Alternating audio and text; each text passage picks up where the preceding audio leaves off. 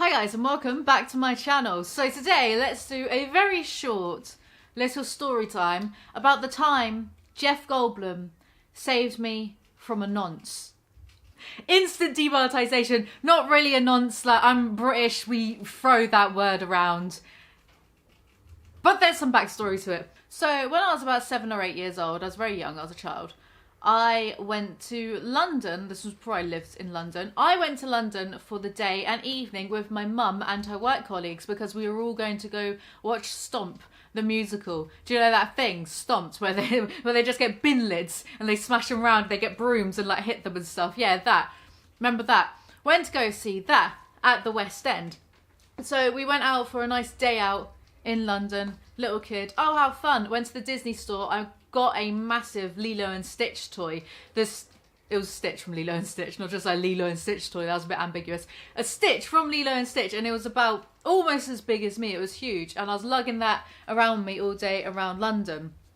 Small child, as I said. And we were in Covent Garden watching a street performer. Now, I may have been young, but I wasn't stupid, and I knew there was something off with this street performer. Something very weird. He was being incredibly lewd. Considering it was daytime and there was just families around, he was being weird and overtly sexual with his acts, hence why I call him a nonce. There's more to it. Hold on a second. Me justifying why I'm just calling some random bloke a pedo. I feel like Elon Musk. So we're in the audience, big audience. You know, if you've ever been to Covent Garden, I guess they have the same thing in New York. You know what it's like. Street performers, big crowd around them. We're watching this bloke. And he has this man from the audience lie down and he does this handstand over the man. But then when he gets to his groin section, his penis section, he puts his face in the man's groin and pretends to bite his penis. Now, I may have been 7 or 8 years old, but I wasn't stupid. I knew that that was weird and sexual and something only adults should do in the privacy of their own homes. I didn't like it. It made me feel a bit uncomfortable. So bearing in mind, I'm watching this street performer who was crazy, act in a sexual manner towards adults.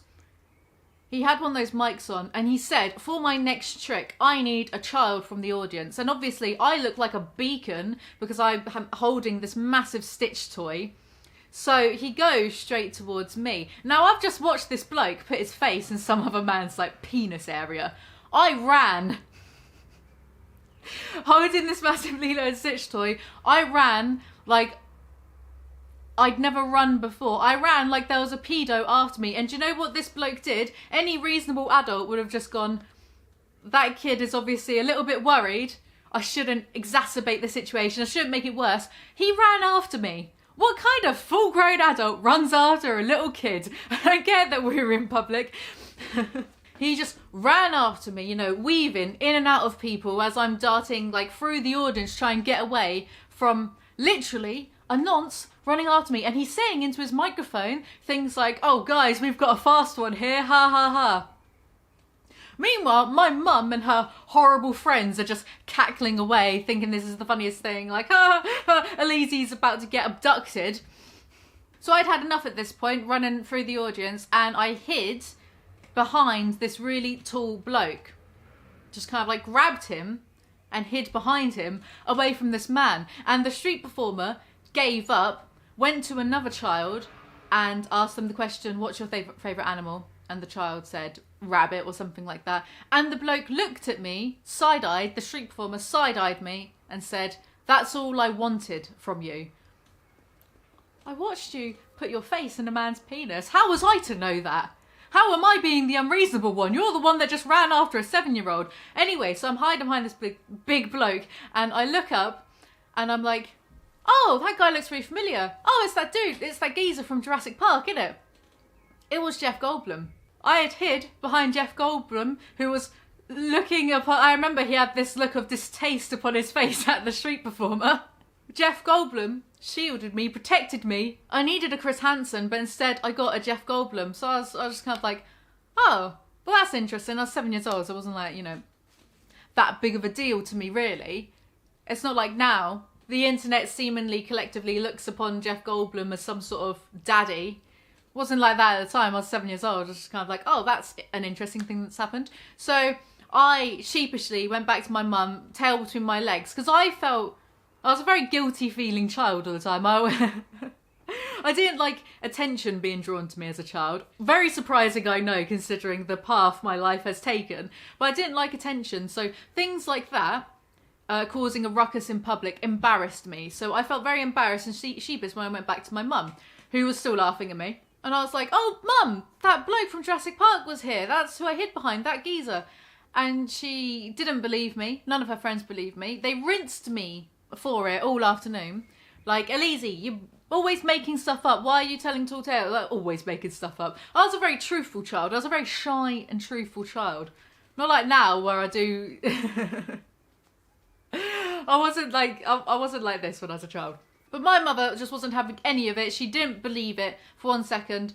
She was all, oh, Jeff Goldblum, he's like 6'4". I would have seen him. You're just making stuff up. And firstly, right, of all the things to make up, if I was going to make up that I hid behind a world famous actor, I wouldn't have picked Jeff Goldblum, of all people. I would have picked Keanu Reeves.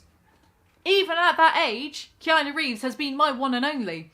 Since, for as long as I can remember. When it comes to my life, I remember my parents, firstly, and then Keanu Reeves. And I have siblings, by the way. I remember Keanu Reeves existing before my siblings existed. Anyway, I would have picked Keanu Reeves, surely. Oh, Mum, you'd never believe it. I just bumped into Keanu Reeves. Of all the people to pick, Jeff Goldblum is not high on the list. So anyway, we went to see Stomp the Musical. It was very nice. I was not told about this second part for a while after, because my mother obviously felt bad for taking the piss out of me and saying that I was lying about seeing Jeff Goldblum.